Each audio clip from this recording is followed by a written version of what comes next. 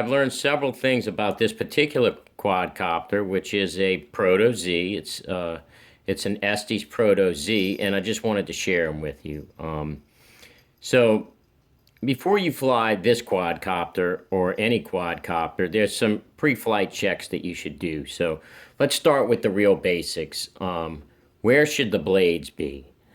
If you start at the right front corner, blades are marked A and B. A blades are counterclockwise, B blades are clockwise.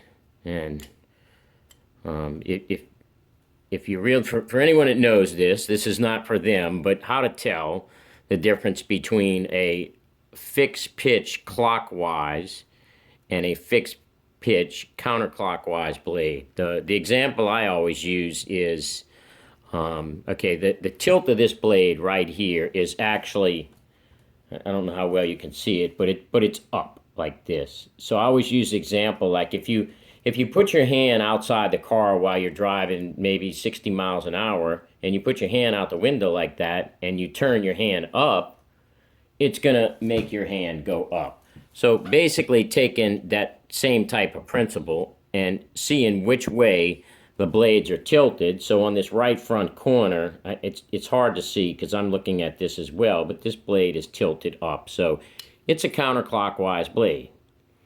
All blades on quadcopters, they alternate. So I always use the right front corner to start, which is a counterclockwise blade, an A blade. So the next blade has to be a B blade, which is clockwise. And you just keep going. The next blade, now this is a black blade, is counterclockwise. And the last blade, which is, it's a B blade, is clockwise. So you have to have your blades alternating like that. If I actually took these two blades and switched them over, now they're both gray, and they come with extra blades, and I hear this a lot, that people will take the blades out when they get bent or they crash initially when they're learning how to fly, and they don't look to see if it's an A or a B blade. So you got a 50-50 chance of putting the right one on. But if you actually put two A or two B blades on, it's not going to fly. It's just going to turn in circles. It's going to be erratic. It's going to flip over.